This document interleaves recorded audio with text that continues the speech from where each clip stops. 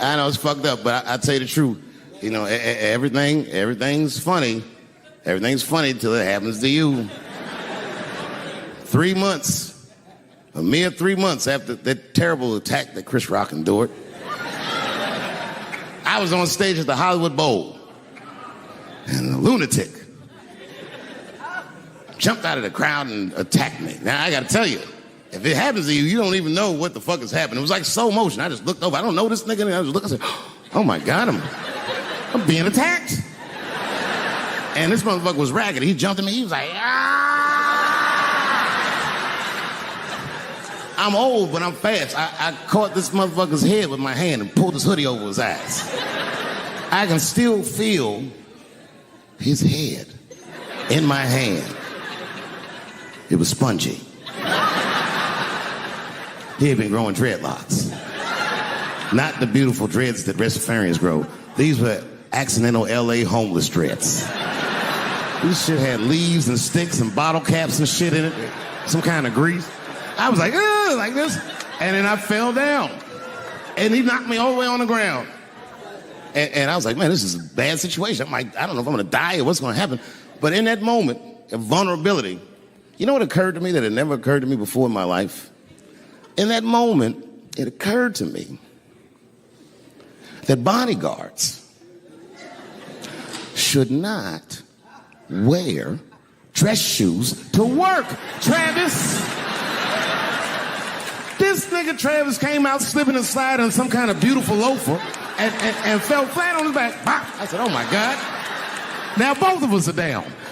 I gotta handle this shit myself. So I popped that back, boom.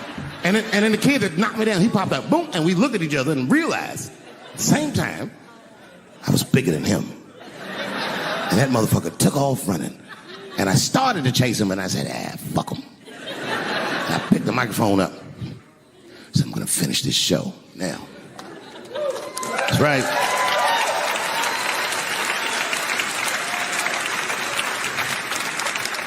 For 3 months before that, I'd been making fun of Chris Rock. And people would ask me all the time. They'd say, Dave, what would you do if you were Chris Rock and Will Smith slapped you in the face? And to this day, the answer is the same.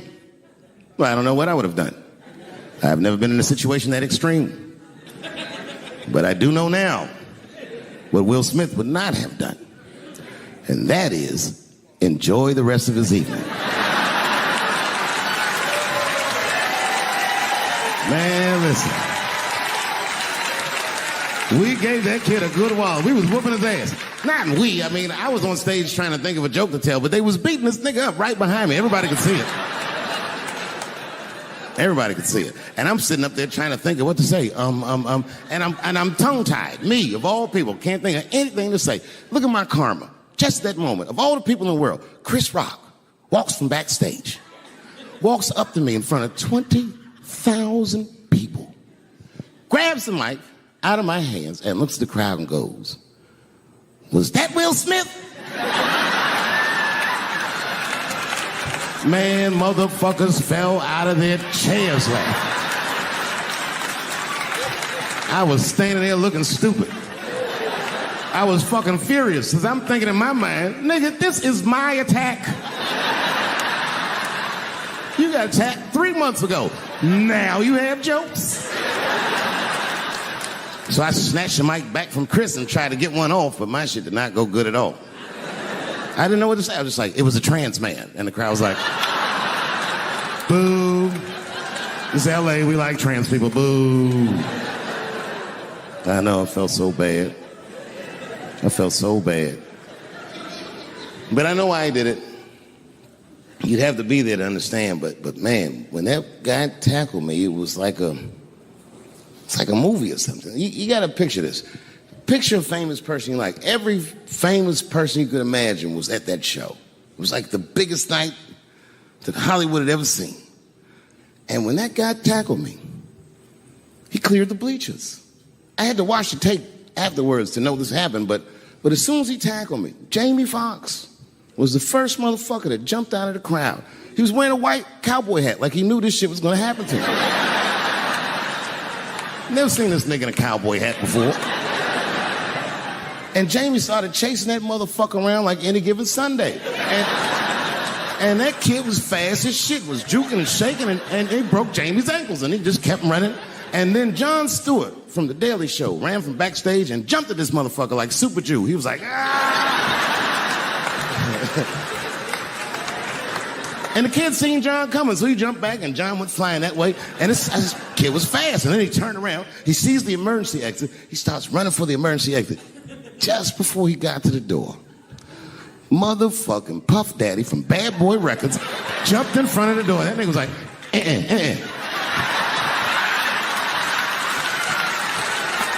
Boy,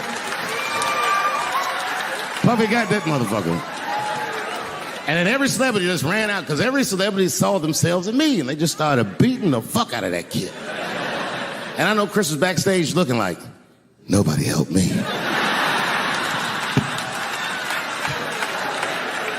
Everybody hates Chris.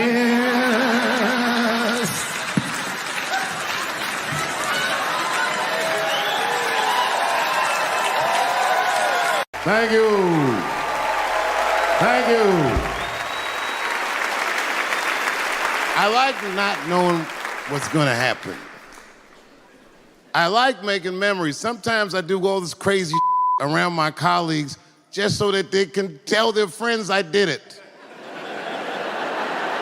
But rather than talk about myself, just briefly, I want to just talk about my genre. Stand-up comedy is an incredibly American genre. I don't think any other country could produce this many comedians. And unbeknownst to many people in this audience, I don't think there's opinion that it exists in this country that is not represented in a comedy club by somebody. Each and every one of you has a champion in the room. We watch you guys fight, but when we're together, we talk it out. I know comics that are very racist, and I watch them on stage, and everyone's laughing, and I'm like, that mother means that.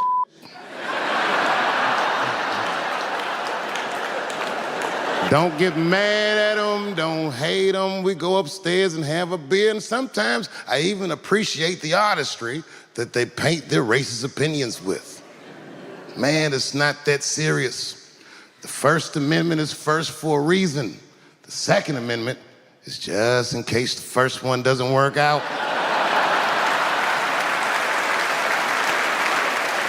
We gotta let some air out of the ball, man. The country's getting a little tight. It doesn't feel like it's ever felt in my lifetime. So tonight, I am honored that my colleagues are here in comedy and in music.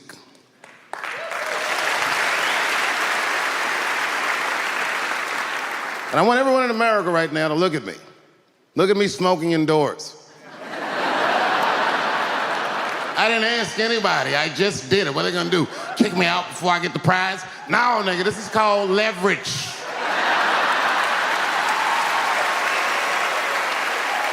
The thing that I liked best about tonight was that I saw so many people from different parts of my life, like friends that I grew up with here in DC, friends of mine from Ohio then and now, friends of mine from comedy clubs, all the musicians that blew my mind. You guys have no idea how you inspired me. I want to give a special shout out to my OG, Tony Woods. Miles Davis has a quote. It's one of my favorite. Miles Davis said so much cool shit, but one of the things he said I always loved, he said, it took me years to learn how to play like myself. You know, he would watch other musicians and he would try to play like Dizzy or Bird, or all the guys who were great. Tony Woods was my Dizzy and Bird if I was a Miles. I was trying to play like you. You were the first person I ever saw do it absolutely right. You were fearless and you told the truth. There's something so true about this genre, when done correctly, that I will fight anybody that gets a true practitioner of this art form's way, because I know you're wrong. This is the truth, and you are obstructing it. I'm not talking about the content, I'm talking about the art form. Do you understand? Do we have an agreement? And what I really wanted to say tonight, and I'm glad I get the platform to do it, I'm gay. I am gay, and I can't wait to see what this does for my career, being gay like this. So many special shout outs. One of the main architects of the comeback of the century, my brother and my mentor, the mighty Stan Lathan. I never dreamed that I would be able to work with someone as great as you. These last 5 specials, straight fire. I wouldn't want to do another special with anybody else but you. So eat your mother vegetables and live as long as you can, because we doing a few more of these bitches. Neil Brennan, your speech made me cry because it reminded me of all those hard days of work and all that money I never got for it. The other real special shout out I gotta make, because none of this would have been possible on any level without this person, is my mother. Mom. My mother. Mom. You have no idea what I put this woman through. If you had just given birth to me, that would have been more than enough. But the fact that you raised me and raised me well, we had a real oral tradition in our house. I knew the word griot when I was a little boy. A griot was a person in Africa who was charged with keeping the stories of the village. Everyone would tell a griot the stories, and they would remember them all so that they could tell future generations. And when they got old, they'd tell them to someone else. And they say in Africa, when a griot dies, it's like a library was burnt down. And my mother used to tell me, before I ever thought about doing comedy, she said, you should be a griot. And she'd fill me with every story of black life. You know, she's educated in African-American studies, and she would let me understand the context that I was being raised in, that I'm being raised in a hostile environment that I have to tame. By the time I was 14 years old, I was in nightclubs, mastering an adult world. It was terrifying. The crack epidemic was going on, and my mother would hear gunshots outside and be scared to death. Maybe it's my son. But early in my career, if you remember, Mom, you used to sit in the club with me. She'd do a full day of work. You'd be back there falling asleep, just waiting for me to go on. She would watch my show every night. Do you know how long that car ride is home?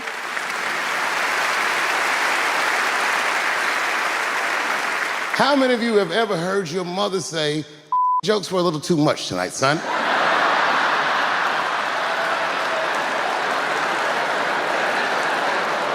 I was a soft kid. I was sensitive, I'd cry easy, and I would be scared to fist fight. And my mother used to tell me this thing, I don't even know if you remember, but you said this to me more than once. You said, son, sometimes you have to be a lion so you can be the lamb you really are. I talk this like a lion. I'm not afraid of any of you. When it comes word to word, I will gab with the best of them, just so I can chill and be me. And that's why I love my art form, because I understand every practitioner of it. Whether I agree with them or not, I know where they're coming from. They want to be heard. They got something to say. There's something they notice. They just want to be understood. Love this genre. It saved my life. So tonight, Mom, I would like to honor you in a very special way that I cannot do on my own. But because now I'm a man with great and influential friends, I'd like to ask my man Thundercat to come out on the stage. Thundercat, the Mighty Most Def. Washington, D.C., thank you very much for giving me a home and a place to start. Today is officially Dave Chappelle Day in Washington, D.C. The mayor declared it last night.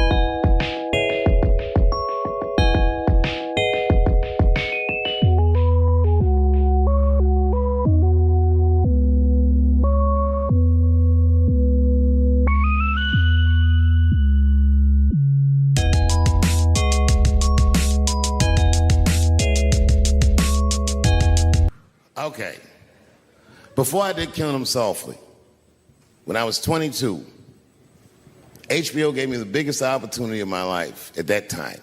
They gave me a half-hour special, but this shit was not like a special, you know what I mean? It was generic. It didn't even have a title. It was just Dave Chappelle.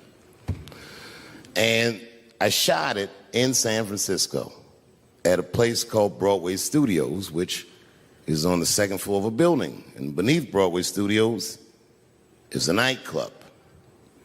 And the special was only supposed to be 30 minutes. And I got ready, I practiced, I did all the shit I was supposed to do. And the night that I taped, 20 minutes into my 30-minute set, I'll never forget this, music started blasting from the nightclub underneath. You could hear it real loud, and it fucked my whole show up, and I was devastated. I was a young man. I really believed in what I was doing, and I thought that my dream had been killed. So when I got off stage, I ran down the steps to the alley behind Broadway Studios and where the control trucks are parked, and I kicked that motherfucking door open, and I started yelling at all the producers. I was nobody in show business, just a guy that believed in myself. I said, man, you fucked everything up. That fucking music, what the fuck were you thinking? And there was a guy who was a big-time producer, I ain't saying no names, and he stood up, and he said, hey, kid, sit the fuck down. He said, we didn't ruin anything. He said, we made a deal with that nightclub to not play music, and they didn't honor the deal. And I said, who didn't honor the deal? And he pointed to a guy. I'll never forget it. It was an old white man sitting in the Ford Taurus by himself. And he said, that guy right there. And I didn't waste no time or ask no questions. I went to that Ford Taurus, and I beat on that window, and I said, open the door, motherfucker, I want to talk to you. And that old man looked at me for 1 second and wisely drove the fuck off. And left me in the alley cussing at anybody who would listen. And 2 minutes later, literally 120 seconds later, couldn't have been any more than that, the doors of the kitchen in the alley of that nightclub underneath Broadway Studios flung open. And that old man was standing there, that same old man with reinforcements. He had 2 big goons with him, and he looked at me, and he was calm as a cucumber. He said, you, come here. I want to talk to you. I didn't know anything about the streets at this age. But I found out later in my life that these men were Russian mobsters. And I don't know what you guys know about the Russian mob, but these are the niggas that killed Denzel in Training Day.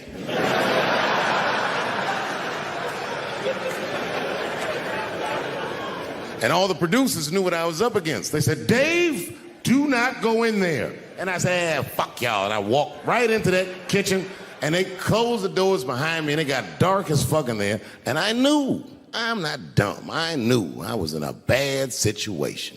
But you have to understand, I believed in what I was doing, and I didn't give a fuck. Just kept cussing at these motherfuckers, telling them how they ruined my life. And that old man couldn't believe that I was talking all this shit. And as soon as I took a breath, he stopped me gently. He said, hey, kid, listen.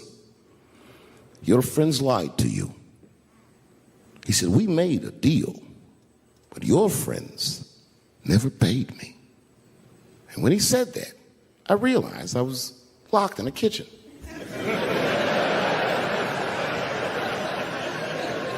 I realized he was telling the truth, which would make me wrong.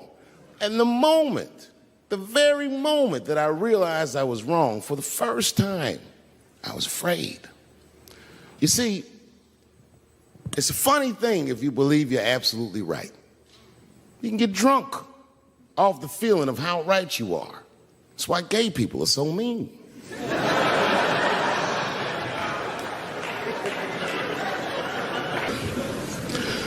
I started doing stand-up comedy when I was 14. I'll never forget the first time I was on stage. The guy that introduced me was a guy named J.T. Newton. I'm 47. I can close my eyes and remember the introduction like it was yesterday. It went like this. Ladies and gentlemen, this next young man coming to the stage is starting his comedy career tonight. Who knows? We may be witnessing the birth of a star. Please welcome David Chappelle.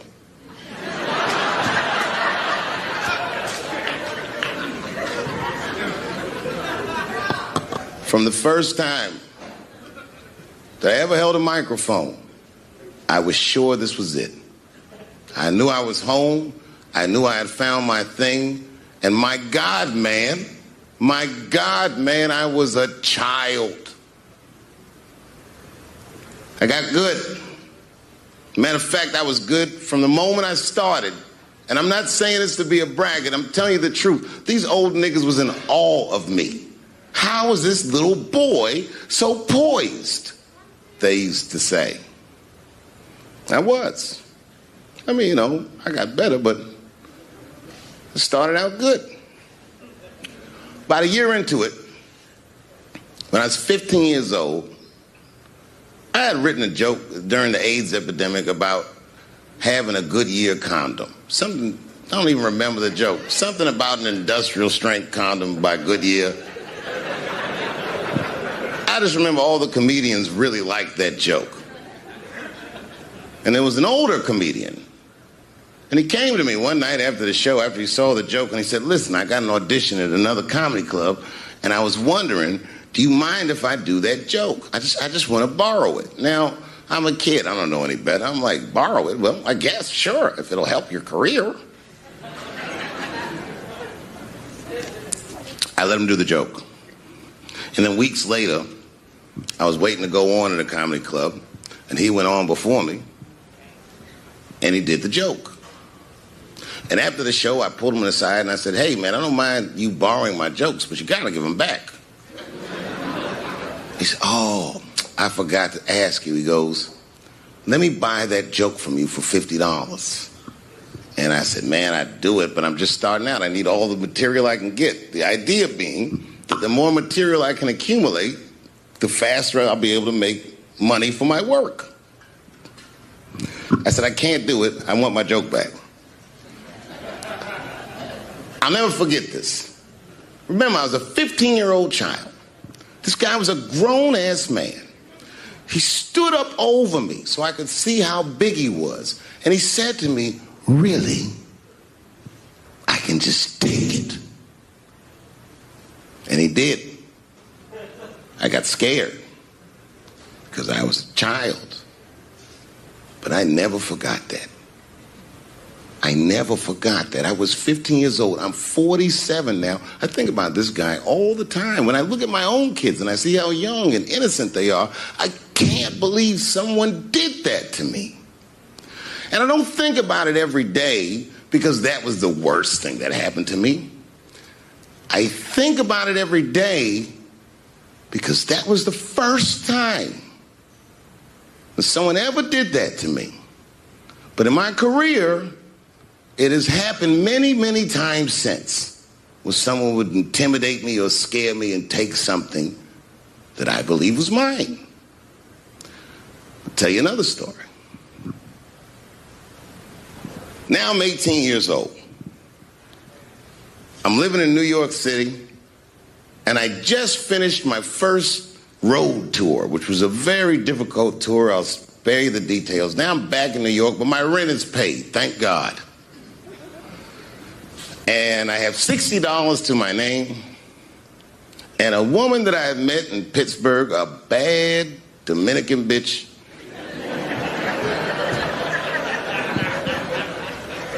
was coming to New York. She was going to spend the weekend with me. I couldn't wait for her to get there. She was coming that evening. But remember, I only had $60 for a whole weekend to entertain a bad bitch. Now I'm walking through Greenwich Village, and I see something I've never seen before. 3-card Monte. You know what that is?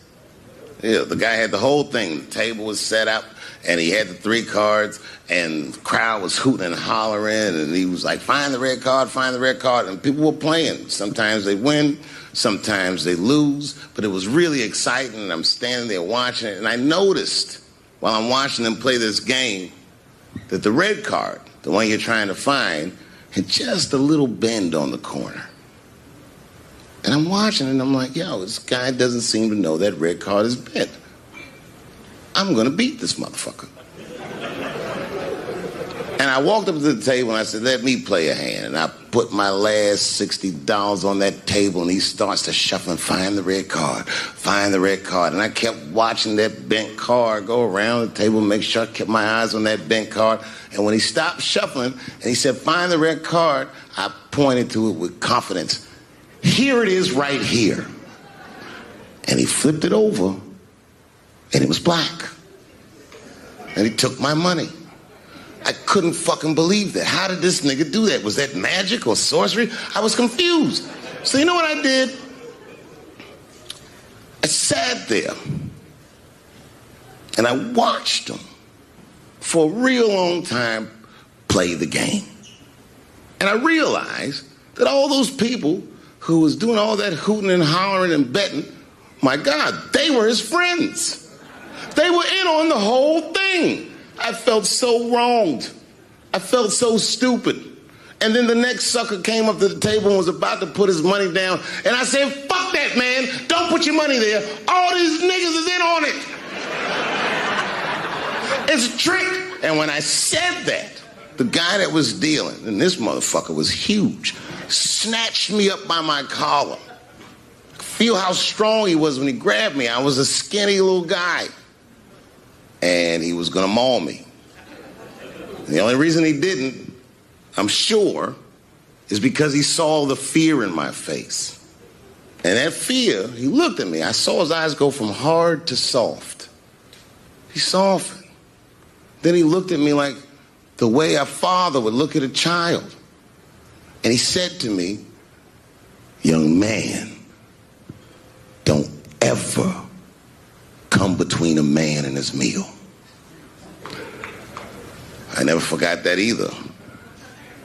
Most niggas would have to run the streets for years to learn a lesson that profound. It took me 2 seconds. Never get between somebody and their paper.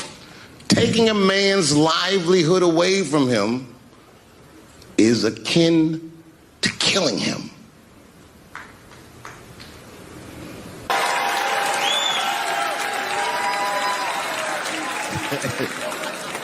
Look, it was way more intense than what you guys might have read. I don't know what you read, but the kid, while we was beating on him, reached in his waistband, pulled out a .22 caliber pistol. That shit was mayhem. Everybody started screaming, oh my God, he's got a gun. He's got a gun. And then I got scared. I was in the back, but I was scared because I knew that everybody that was with me was armed. Yes, if they had shot and killed this kid on stage at the Hollywood Bowl, like I pay you to do, Travis.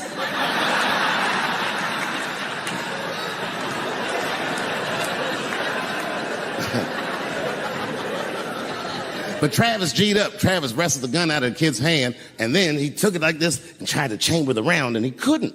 So he pulled the trigger, and it wasn't a gun. A knife blade popped out of the front. I guess this kid was going to stab me. Some scary shit. So the next night, even though I didn't have a show, I said, I got to get right back on stage. And I went and did a show. And someone in the audience screamed out, Dave, what happened with the attack? And I didn't know there was journalists in the room. All I said was that this nigga had a knife that identified as a gun. I got 6 more weeks of bad press for that joke. I didn't even do nothing to this nigga. That's not right. That was not right. And then the New York Post went to the jail and interviewed my attacker like he was some kind of hero. And I read that interview. It turns out the entire attack was my fault. Yes, I triggered him. I didn't mean to. I had done jokes about the homeless. It turns out this young man was homeless. And I mean, there's no way I could have known this. But I will say, for a homeless guy, this nigga had incredible seats.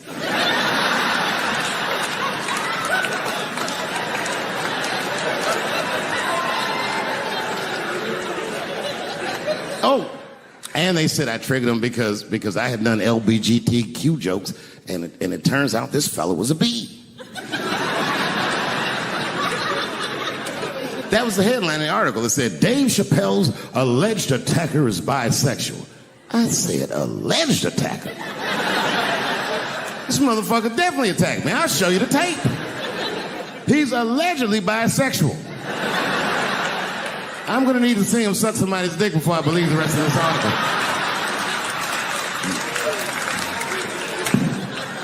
I read that shit in the paper. I was horrified. I was like, oh, bisexual? I could have been.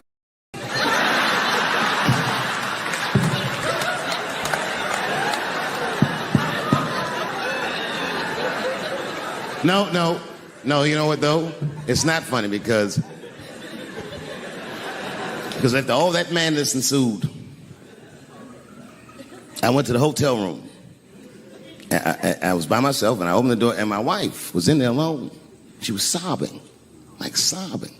I said, oh my God, what's wrong with you, bitch? Did you get attacked too?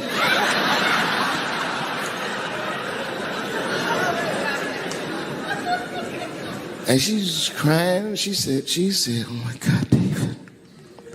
She said, if you had died tonight, me and the kids would have nothing.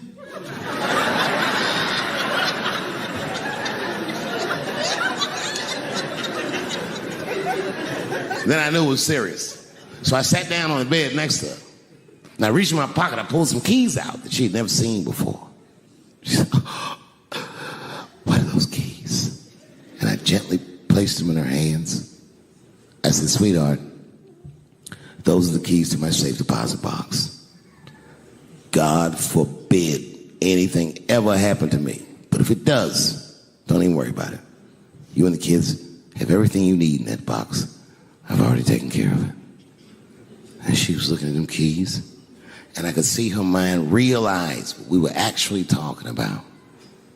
And then she just started crying harder. And to be honest with you, that made me cry a little bit too. And we hugged each other real tight.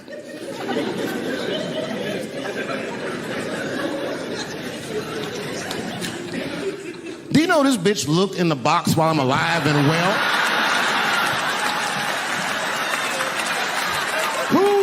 That. Oh my God. And then she was mad at me. She said, God damn it, David, I opened that box. I said, you did? She said, yes, I did. And there was nothing in there.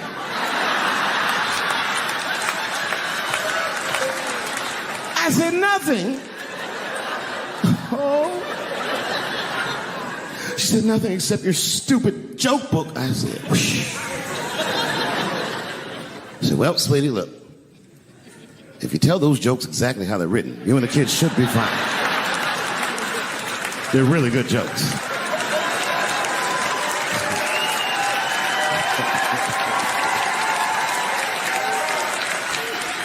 She's like, good jokes? What is this shit? Come join me in my watery grave. No, you gotta roll your throat. Join me in my watery grave.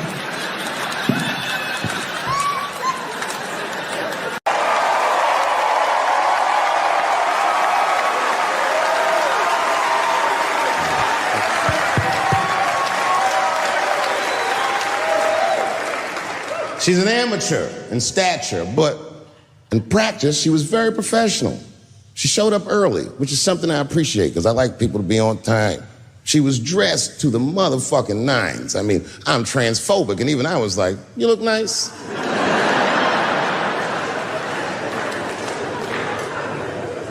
Went up on the stage with all the swag of a professional comedian, grabbed that mic and walked right down the middle and looked at the crowd like a gangster. Man, you should have seen her work. This bitch bombed for 45 minutes straight. And I am not exaggerating, young man. That show was terrible. Stunk. Stunk. And then she brings me on, and you know, I was like a glass of water after a handful of salt. The crowd was happy to see me. I was killing it. But here's what impressed me. Any other comedian I've ever seen, if they had bombed as bad as she did, would have snuck out of the back of the theater and went home and cried or something. And she didn't do that. Not only did she not leave, she found a seat right up in front. You know, when a new comedian watches an experienced comedian in comedy, we call this taking class. And this bitch took my whole class. She sat up there and was laughing as hard as she always laughs, as if nothing bad had even happened to her. And I saw her show. Something bad happened to her.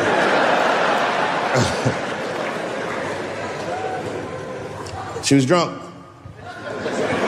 So she starts talking to me while I'm on stage, but the way a person would talk to a television when they were alone. She's talking to me like that. That didn't bother me because I knew her, but the crowd didn't like that shit at all because she sucked.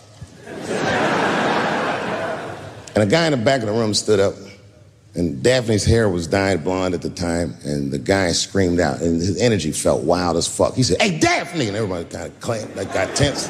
We didn't know if it was a heckler or active shooter. And he said, "Does the carpet match the drapes?" Yeah, it was fucked up. The whole crowd kind of groaned because it was so, like, mean. Everybody groaned, except for Daphne. She kind of laughed, which was weird. And then she didn't even look all the way back. She said, "Sir, I don't have carpets. I have hardwood floors." Just like that. Just like that. And boy, when she said that shit, it blew the roof off the place. Cut through all the tension. With that one joke, she made up for 45 minutes of a stinker of a show. And after that, she could do no wrong. And I kept on rocking. She kept on talking to me. And then the show became something cooler than a show. It became like a conversation between a black man and a white trans woman, and we started getting to the bottom of shit.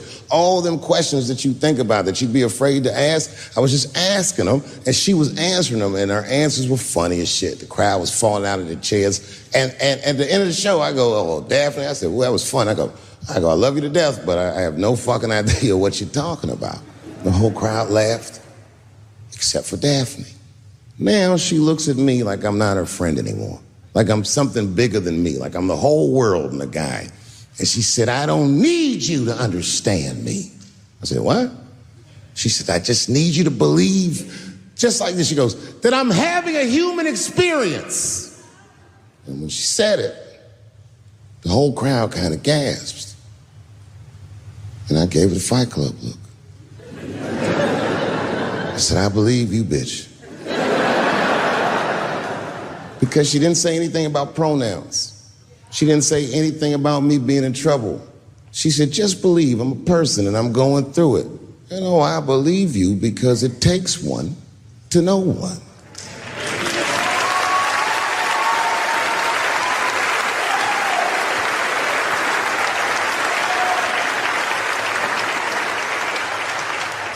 And then I told the crowd good night, and they start going crazy. And before the applause gets to its crescendo, I say, "And don't forget my opening act, Daphne."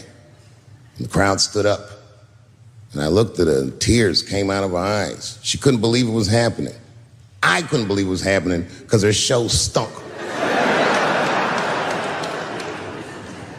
And it was a great night. I remember the late, great Paul Mooney was there. A bunch of fly-ass comedy niggas was there.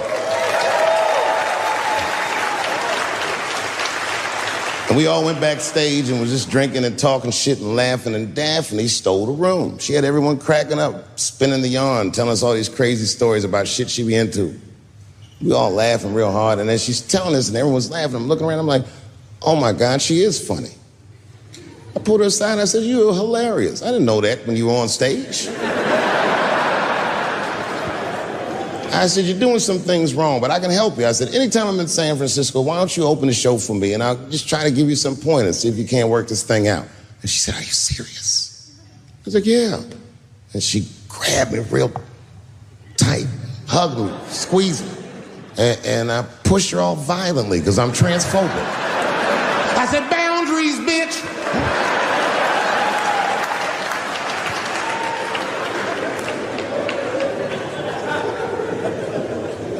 When Sticks and Stones came out, a lot of people in the trans community were furious with me, and apparently they dragged me on Twitter. I don't give a fuck, because Twitter's not a real place.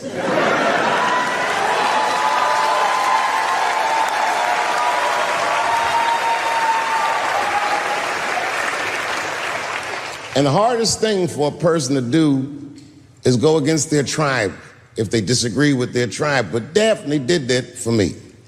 She wrote a tweet that was very beautiful, and what she said was, it was almost exactly what she said.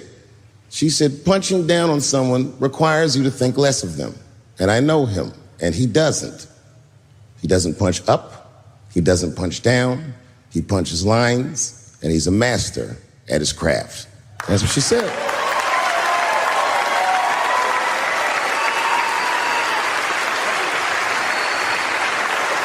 Beautiful tweet, beautiful friend. That took a lot of heart to defend me like that.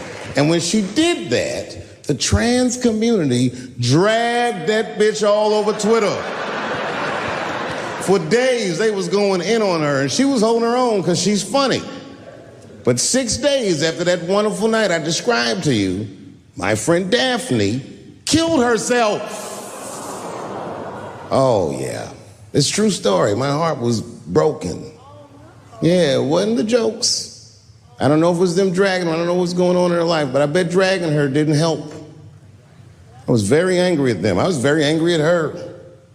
I felt like Daphne lied to me. She always says she identified as a woman, and then one day she goes up to the roof of a building and jumps off and kills herself. Clearly, only a man would do some gangster shit like that.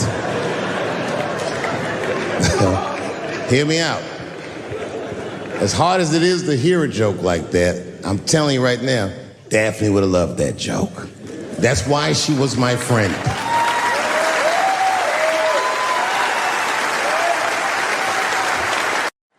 Well, I have some very bad news for the people in the front rows. I heard that some of you paid as much as $800 for your tickets. Sadly, I did this same show a couple weeks ago in Atlanta for $60 a head. Can you imagine? Nigga, you could have flown to Atlanta, got a hotel, had some dinner, and came back, and you still have a little money left over, niggas. Paid way too much just to see me in this gay-ass neighborhood. All right, let me roll up my sleeves and tell these pussy jokes. Will told me to say there hasn't been this many pussy references in this room since Cats was here. Boy, I gotta tell you, man, I've been doing this set all week, and boy, I've been telling these jokes, and sometimes niggas look like they're in actual pain over the jokes. None of it's that bad to me, but I understand why it could hurt some people's feelings. So tonight,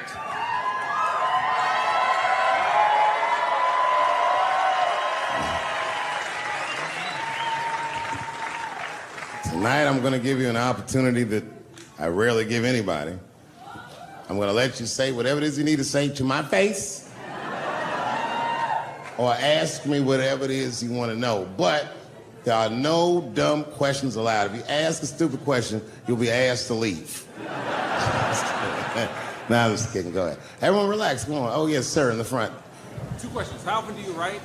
And can I have a cigarette? All right, first, you may have a cigarette, but remember, this is not jail, motherfucker. This lady right here. I have a question. Do you remember this scene? Oh, I do remember that. Ma'am, I'm gonna have to ask you to leave. That's a terrible question. This gentleman in the front with the salmon-colored shirt on. I was wondering if you had any advice for young comedians that you generally give, and... Are you thinking of doing comedy? I've never done it before, but watching you has made me want to try it.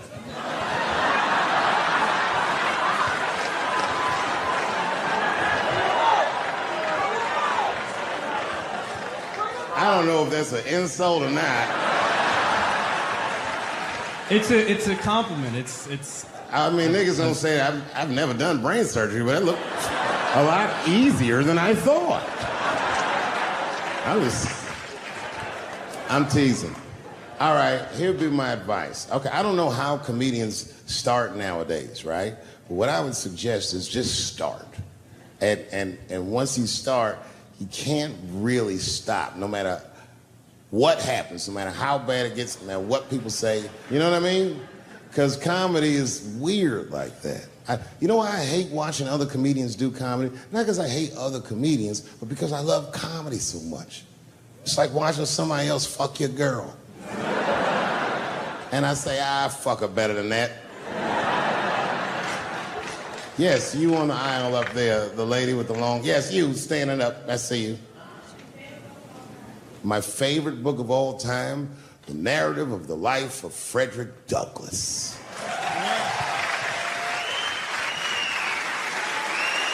That guy with the baseball hat. Marry, fuck, kill, Michelle, Rihanna, Oprah. Wait, who's Michelle? Oh, Obama. Well, sir, you're putting me in quite the pickle. I can't say I'll fuck Michelle Obama. That's insane. Well, I guess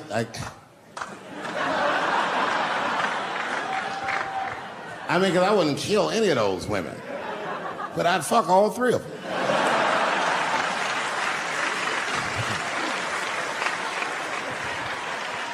The gentleman in the blue Oxford standing up. Tell us the story with Charlie Murphy. Tell a story about Charlie Murphy? Or your favorite. Boy, there's so many good Charlie Murphys. You know, the thing with Charlie Murphy is he used to just make us laugh all the time. And I used to ask him about all the old Hollywood shit I was curious about. Like when they used to accuse Michael Jackson, I remember asking once, I go, Charlie, do you think Michael Jackson actually did those things? And he said, let me ask you a question, Dave. He said, say it is illegal to fuck women. How long are you staying out of jail? So God bless Charlie Murphy, wherever you are. Charlie, I love you. Who do you think is going to win the 2020 election? All right, I'm going to put a pin in this, but I'll tell you right now, fella, I don't know, but I think Trump has a better shot than a lot of people would like to think. I'm just saying, it all depends on how the left talks. The way we're talking is not going to win the fucking ball game. Donald Trump's over there on the right, grabbing handfuls of pussy. Joe Biden can't even smell hair over here. Fuck this side. All right, man, go ahead. Thank you so much for this show. And How old are you? 25. 25? Yeah. Boy, don't let R. Kelly see you. He's gonna pee on you by accident. Oh, my bad. I thought she was 15. Yuck. I'm totally joking. I'm sorry. My question is there anything you've learned from another comedian that you feel like will stay with you for life? I tell you what, miss, that's a good question. Yes, is the short answer. A longer version of it is this. I was raised by comedians. I started doing stand-up when I was 14. The other day, I went to a comedian's funeral, and I realized as we was putting this motherfucker in the ground that these people are at least as influential to me as my family. I rock with these niggas till the wheel falls off. We fight and we fuss and we are jealous of each other and we get mad at each other, but my life wouldn't have been what it was without each and every one of them, and I consider them my family. That's the answer. Still hadn't figured out exactly how to say what I wanted to say, but I was doing pretty good, and I was doing some Me Too jokes, and a woman stood up from the audience and she was crying. Clearly, it was a white woman. She says to me, you can't say that. It's 200-seat room. It's a very small room. I'm like, what the fuck are you, like, miss, are you okay? What are you doing? She says, you can't say that. I said, yes, I can. It's my show. I'll say whatever the fuck I want. I was like, ooh, like this. And then she gets up from the table and she starts making a big, like, show of just pushing through the aisles and all this stuff. And there's like a curtain right before the front door. And she gets to the curtain and she's crying. It's fucking crazy. She says, I'm sorry I was raped. It's a fucking comedy club. It's like loud farting getting out of an elevator. Nothing funny can happen in here. Now I'm trapped in a room with this woman's fucking stink.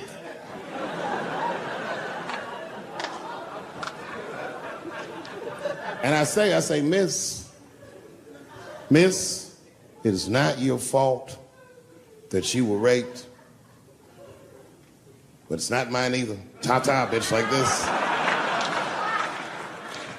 She storms out. Now the room is very uncomfortable, but I managed to get the crowd back. But I'm like, a little traumatized.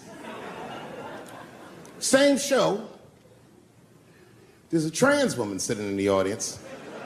This is a true story. This was like a few weeks ago. I did 6 shows that weekend. This trans woman came to 4 of them. Calls herself Daphne. Man, this chick Daphne was in there cracking the fuck up at everything I said about everybody. It was amazing. She was laughing, and it was fun to watch her laugh. You could tell she was letting go with something that was heavy, and she'd throw her head back, and she'd smile with all her teeth. She was having a great time. And the more fun she had, I felt bad, because I knew I had some trans jokes to unload. And I thought to myself, maybe I shouldn't say these jokes because I don't want to like fuck her evening up. She's having so much fun. But then I thought to myself, well, if I can't say it in front of her, should I say this shit at all? So I let her rip. And to my surprise, Daphne laughed harder at the trans jokes than anybody in the room. In fact, everybody in the room would look at her to make sure it was okay. And I got off stage, I was in the dressing room, I was like, man, this is a fucking weird show. I'm sitting in the dressing room by myself just trying to figure out, like, what the fuck just happened out there? Like, why is it that this one woman can't take any of these jokes and Daphne can take all of these jokes? So weird. And then I realized, Daphne used to be a man.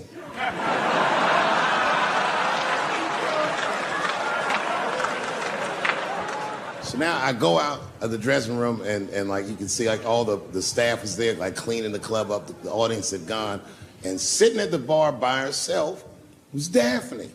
And she's like, hey, Dave, come join me for a drink. And I don't want her to think that I'm transphobic or nothing, so I'm like, fuck, I guess I could have at least a drink. And we get some tequila and we're sitting there. And she was fucking cool. Turns out that Daphne, she wants to be a comedian. She was asking me for advice, and I told her advice and all that shit. And then she says to me, she says, boy, you sure do get a bad rap for your trans jokes. I said, Daphne, thank you, but you don't have to say that. I hope I didn't offend you. She goes, no. She said, in fact, I read about you in the New York Times. I said, you did? She said, yeah. She said, I thought it was interesting that they blamed you for R. Kelly. They said you normalized him for telling jokes about him. I go, yeah, they said that. She goes, I wonder why they never said that you normalized transgenders by telling jokes about us. And I'd never thought about that. It never occurred to me. And we started making out. And then, like, I reached up just to see what it felt like. I was like, what? And it felt like pussy, didn't it? It was just like, go ahead, ask me a question. What the fuck you gonna do if Trump get reelected? What am I gonna do if Trump gets reelected? Probably get a significant tax break.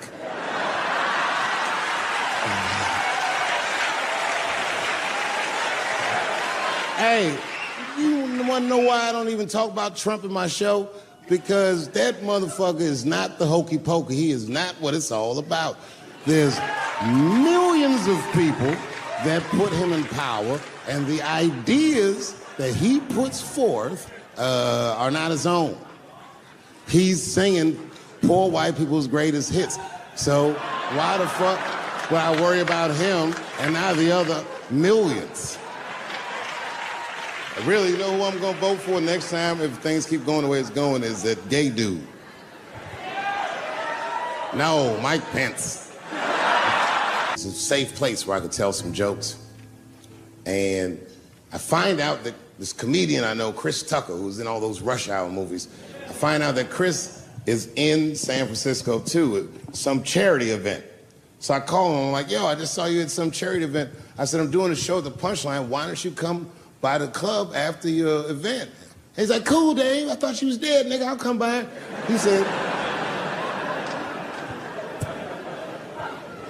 He says, is it okay if I bring some friends? Because, you know, I'm with a lot of people. I go, man, you Chris Tucker. You can bring whoever the fuck you want. And then I show up to the club late that night. I walk into the dressing room, and sitting in the dressing room is Gavin Newsom, who at the time was the mayor of San Francisco, but now he's the governor of California. And sitting next to him was Kamala Harris, who at the time was the DA of San Francisco. Now she's the senator from California that's front running on the Democratic ticket. And sitting next to her was Al Gore. It's fucking weird. And sitting next to Al Gore was the guys from Google, Sergey, and I don't know how to say these. All right. And it was Chris Tucker and Ben Jealous, who at the time was the president of the NAACP, who was all just at this big charity dinner, and Paul Mooney was drinking scotch. And we all was just in there. And, you know, at first I was a little uncomfortable when we started talking, and we all got along really well. Well, at some point, Kamala Harris she says to me, she goes, you know, a friend of mine is announcing his candidacy for president tomorrow. I went to college with him. I'm like, what? I go, Barack Obama? She goes, you've heard of him? I'm like, yo, I just read about this dude. And she goes, yo, yeah, blah, blah, blah, we talking. She goes, you know what? She says, let's call him on the phone. I said, what the fuck? And she picks the phone up and she dials and she's listening like this. And she goes, this is voicemail. And she gives me the phone, she goes, leave him a message. You know, I didn't know what to say. I just said what you say to any black dude that's running for president. You know, stay low, running a zigzag pattern, this kind of shit.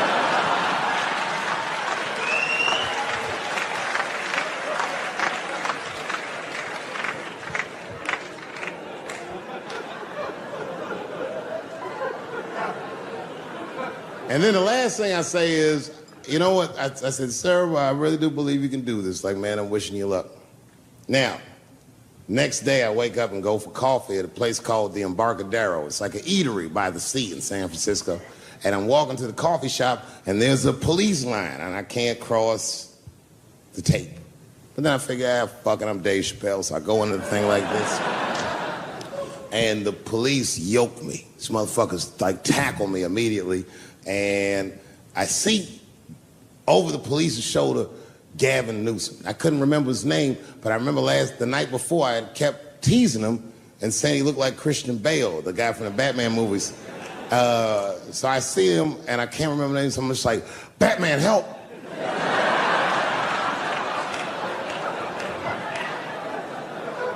And he stops, he's like, Dave? And then the police see that the mayor knows me, so they all like, oh, sorry about that. And he's like, hey, back up, everybody. And he just picks me up. He's like, I'm really sorry about that. I'm like, I'm fine, don't worry about it. And he's like, listen, I'm here with Prince. Would you like to meet him? I'm like, I know Prince. That's my nigga. And we go around the corner, and it was Prince Charles, the Prince of England. I didn't know the protocol of meeting royalty. You're not supposed to touch him. I dapped him up like a nigga. My nigga. Just hugging him and shit like this, dapping him up, like this. And that nigga was cool too. I was like, that's really fucking weird. And then I was just out there in the upside down, not having no TV show, trying to figure life out. And the election was going on in the background. And this guy, Barack Obama, was picking up steam. This motherfucker was killing it. And I had a chance to go to the last debate on the Democratic ticket, and I went. It's me and Chris Tucker sitting in Myrtle Beach, South Carolina. It's the last three candidates. It was Barack Obama, John Edwards, and Hillary Clinton. Now, Obama's a lot taller than Edwards and Clinton, and he had the center podium. And at one point, they're all on stage, and they start fussing, and Obama goes, look, none of us are perfect, like this. And his hands was like this, and there was light shining behind his head, and the other two candidates was looking up at the nigga, and I was sitting in the audience like, this nigga looks like Jesus.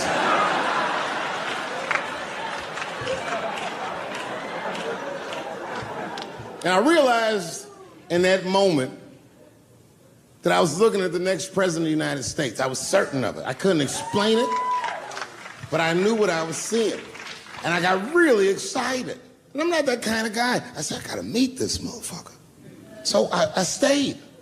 They were all on stage doing interviews, and I just waited. I was waiting and waiting, and then John Edwards was done with his interviews first, because everybody knew he wasn't going to win.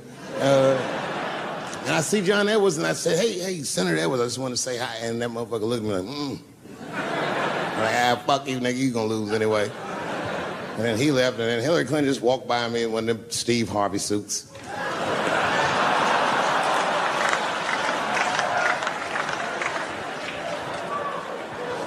But Obama was taking forever. Everybody wanted to talk to him. When I knew the media saw exactly what I saw, there was no question about it. That was the guy. I waited and I waited, and finally, must have been over an hour and a half, he finishes his last interview. He's like, "Man, thank you very much. Good talking to you." And he turns around, and we make eye contact. He sees me, and when he sees me, he looks over, he goes, "Dave Chappelle." And Obama did me the same way I did Prince Charles. He dapped me up, and he like bro hugged me, and he pulled me in, and I'll never forget this. He said in my ear, "I got your message." Thank you very much, New York City. You know what I said? That's all I said. First of all, I'll tell you right now what I said, and I will tell you that this was not a joke. It's a true story, and I just happened to tell it. All right, what happened was I went to a gallery party, all right? I don't know who in here has ever been rich before, but these are very nice parties. You know, wine and cheese and ball of conversation. And there was a few eccentric types, one of which was a very wealthy man that happened to be wearing a dress. I don't know what you call him, man. This is a tranny or a drag queen, perhaps. Whatever it was definitely a man. And this man was definitely on drugs. I don't know what kind of drugs he's on, but I knew he had too much. He didn't look good. It's like this. He's like, he looked sick. And all his friends were standing around him, concerned, trying to revive him. I don't know whether it looked like some kind of gay CPR. There was fanning and shit.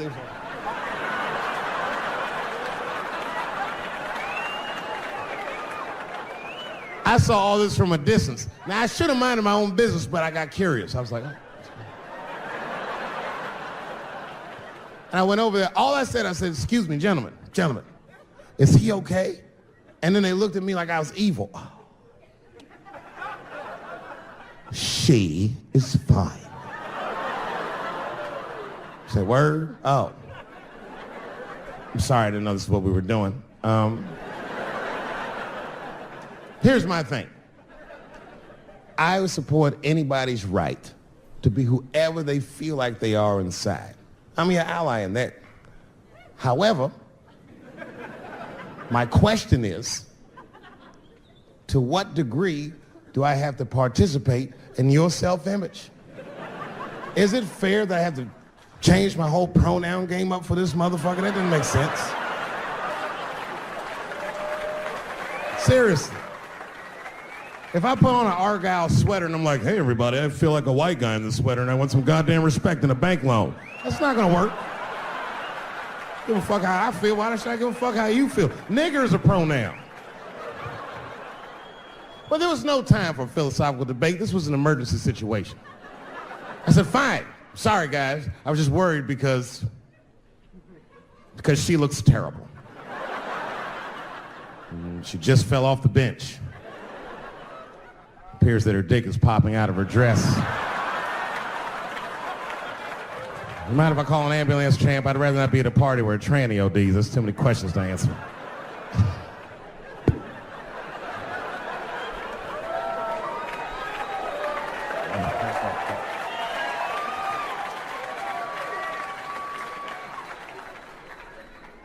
Okay, I've been through this before. I had a friend from high school. Now, in high school, this guy was a thug, right? He was a fucking dope boy. He did it all. He's a wild dude. People used to be very scared of him. And then after high school, word on the street was he'd come out the closet. I personally didn't believe it.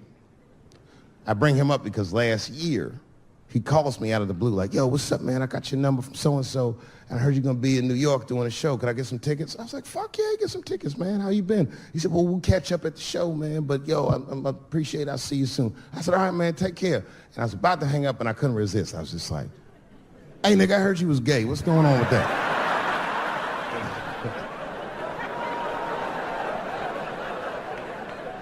And I wish I didn't ask, because he sounded like he was dying to talk about that shit. And he had a long story about it. And it's not that I didn't care, but I was, I don't like talking on the phone. I was watching TV at the same time. So I just wasn't really paying attention like I should. But I was trying to sound supportive, but I didn't really know what to say. So I was just like mumbling shit throughout this conversation. I was just be like, nigga, you gay, man. You just gay. Like,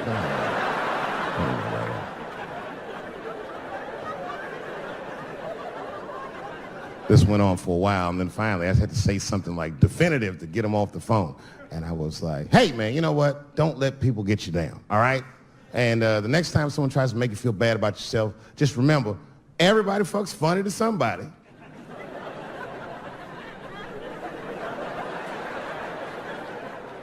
He didn't like that shit. He's like, what the fuck does that mean? I said, huh? He said, you saying I fuck funny, motherfucker? I said, no, that's not what I'm saying. I'm saying everybody's different. He said, you ain't say different, nigga. You said funny. What's so fucking funny about the way I fuck? And I said, hey, man, I fuck feet. He said, what? Oh, this is not a joke, ladies and gentlemen. I get women to squeeze their feet together like this, and I fuck them right in that little space in their feet. But you can't build a community behind that shit. There's no flag for us. That shit made him laugh. And the next day, after the show, I saw him backstage. He was like, yo, what's up, man? I'm like, oh, shit, what's going on? And he had his buddy with him. He goes, Dave, I want you to meet Manuel. Manuel's my fiance. We're in New York getting married because it's legal here. I said, well, congratulations, fellas. And Manuel was like, gracias. And he went to go get some drinks. And then my buddy looked at me, he was like, so Dave, what do you think? And I started mumbling again. You gay, nigga, you just gay. He said, yeah, I'm a little nervous about getting married, man. It's a big step. I said, yeah, it is. It's a big step. He said, well, you've been married for a while. You got any advice for us? No, I'm married to a woman. Sorry about that. And he corrected me. He said, no, you married the person that you love. So it's essentially the same. I said, man, the problem with that statement is that it makes the assumption that I love her. But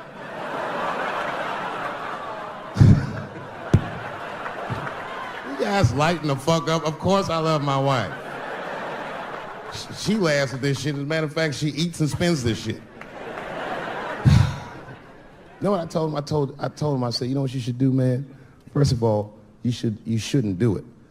I'm talking about being legally married. It's not that you're gay as much as just legal marriage is a fucking diabolical leverage game in the United States. I'm just being honest. Devoid of religious significance or the idea of love, marriage is nothing but an awful contract that you shouldn't sign. I'm just being real. Because you start out loving each other, and then like 2 years later, you're just building a case against one another for a hypothetical court date that may or may not ever happen. You throw being gay on top of that, that shit is explosive. Like I said, Ray Rice shit. Okay, right after Ray Rice went through all that shit, I was at a party and I met this kid, Michael Sams. You know Michael Sams? Very nice guy. He's the first openly gay NFL player. And Mike's a very nice guy, very brave guy. But when I met him, I couldn't help but thinking, now what's gonna happen when Michael Sams beats his wife up in the elevator? Is that domestic violence or is that just two niggas working shit out in the elevator? You know what I mean?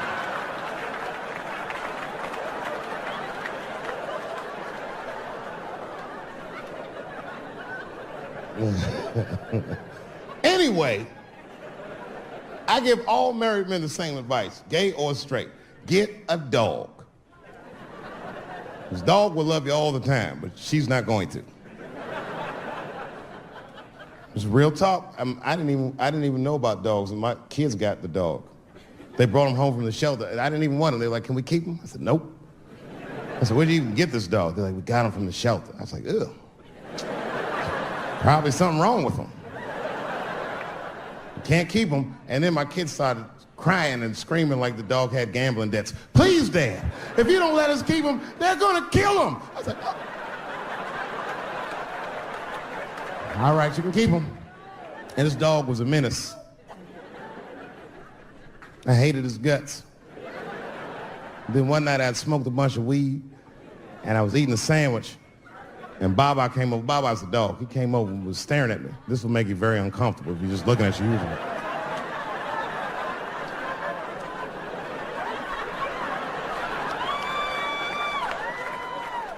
I had to give him a piece of my sandwich so he'd go away. And that's how we became friends. Now, if you see me walking down the street with Baba, I ain't got no leash or nothing. He walks right next to me. If I stop, he'll stop. And if I go, he'll go. And all my friends are like, yo, Dave, that shit is dope. How you train Baba to do that shit? I've never trained Baba. Just a messy eater. If I drop food and Baba's not around, all I gotta do is call him. Baba! He's a black dude's dog, so he doesn't come right away. He peeks first to see what's going on.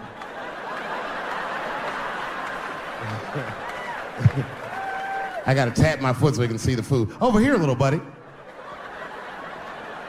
And he's like, thanks, Dave. He'll come get it and run off.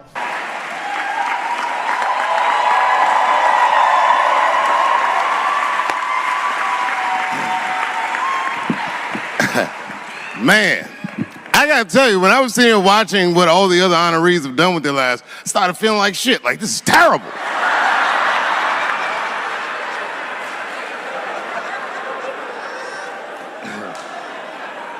And then Bobo brought me up and started out good with that Ali picture, and then it just, whew.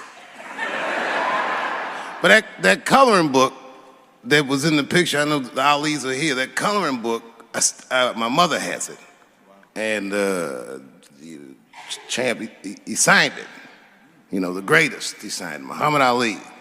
And his sparring partner was there that day. And his sparring partner signed it, said the next heavyweight champion of the world, Larry Holmes. And he was. And 2-year-old Dave Chappelle colored all in that shit and just ruined the book.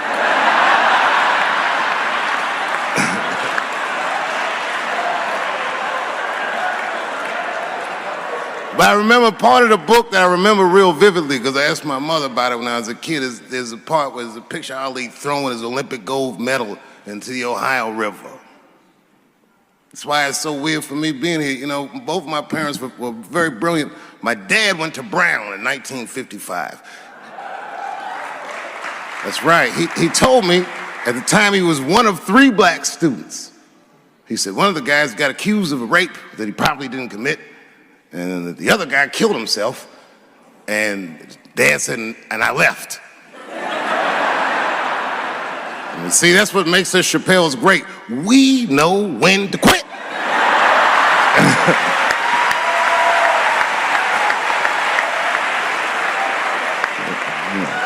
We all just live to fight another day.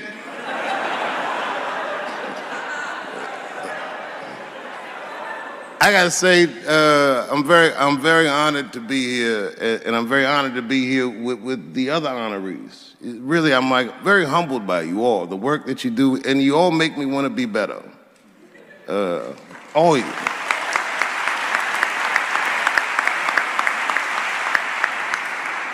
And you know, I was gonna stop doing stand-up for a while because 4 comedy specials in a year is like, that's a lot, you know. But you know, shout out to my colleagues in comedy. I just want to say that in a way, this for me belongs to my mother primarily, who was an African American studies professor, and a lot of the content that I say, she raised me well. I'm not an uninformed person. But also, you know, my colleagues in comedy, like comedians have been getting beat up pretty bad recently, and we're somehow nowadays expected to speak with the precision of attorneys or politicians. We are not. I always think of James Baldwin. You know, James Baldwin was one of my favorite writers because he managed to tell white people what they feel like to be around.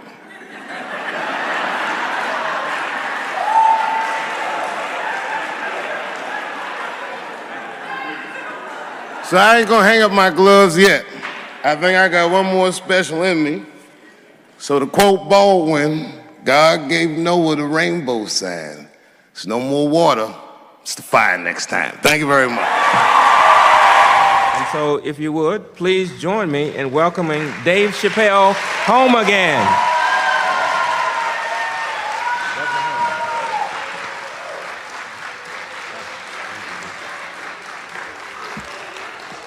Oh, thank you. You know, I speak for a living, and I'm a little nervous today. I wanted to say thank you, Mr. President, and thank you, Bishop Green, and thank everyone at Allen University for hosting me today, because it feels special, right? When I think of this great-grandfather that I've heard about in my life, but never actually touched his legacy. So it's like the product of his loins coming to meet the product of his work. And it's an important day for me personally. And I know a lot of you guys are students, and I just want to tell you I'm the first person in my family to not go to college. And as the president has told you, I've done outstanding in spite of that.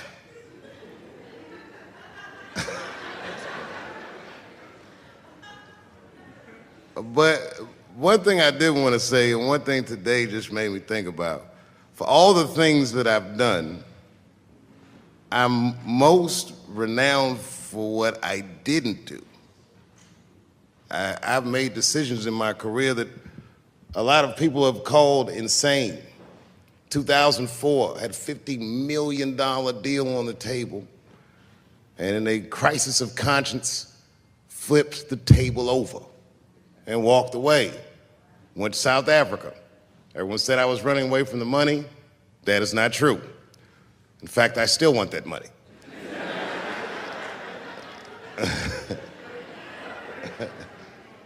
The idea that I wanted to just share with you guys is the idea that sometimes you do what you think is best, whether anybody understands it or not. I heard a story about my father where someone told me he used to do statistics for a company in DC. The company he did statistics for started doing business with the South African government, so he quit his job. It's caused a lot of problems between him and his wife. It's hard for a man when he can't provide for his family the way he wants to, and he suffered through it. And a generation later, when I had my crisis of conscience, I was able to go to a free South Africa and get away from the heat. This idea that what you do in your lifetime informs the generations that comes after you is something I keep thinking about, something that is so much bigger than just ourselves. And today I'm standing in front of you guys, and I know you guys are like, oh, I know you're bored. But I see family of mine in the front row some who I've never met, and I just realize how all of us are connected.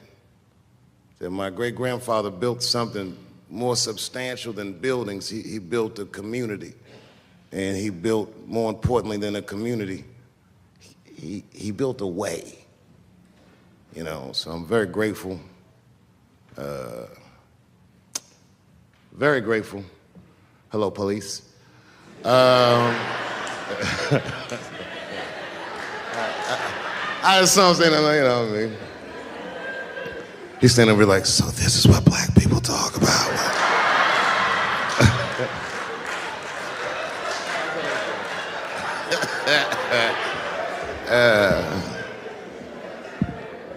I just want you guys to remember, you know, that right now there's this thing where ethics aren't what they used to be. This idea that people are trying to replace the ideas of good and bad with better or worse, and that is incorrect. You gotta keep your ethics intact because good and bad is a compass that helps you find the way. And a person that only does what's better or worse is the easiest type of person to control. They are a mouse in a maze that just finds the cheese. But the one who knows about good and bad will realize that he's in a maze. So, that being said, I just hope that all of you guys transcend whatever you see as your obstacles, and that you live outstanding lives, and that you stay connected to your communities because you have so much power there, and that you grow your communities and you diversify your communities, and that you don't let anybody tell you you can't or to be afraid. It's okay to be afraid because you can't be brave or courageous without fear. The idea of being courageous is that even though you're scared, you just do the right thing anyway. So in 2004, I walked away from $50 million, and in November, I made a deal for $60 million. So,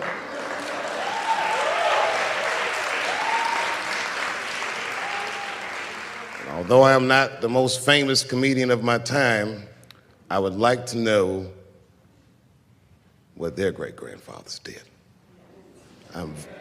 I'm very proud today. Thank you very much.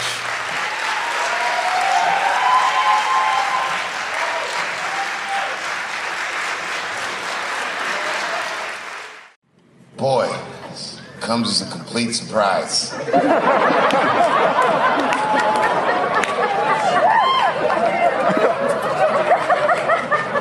I mean, I read all the reviews and they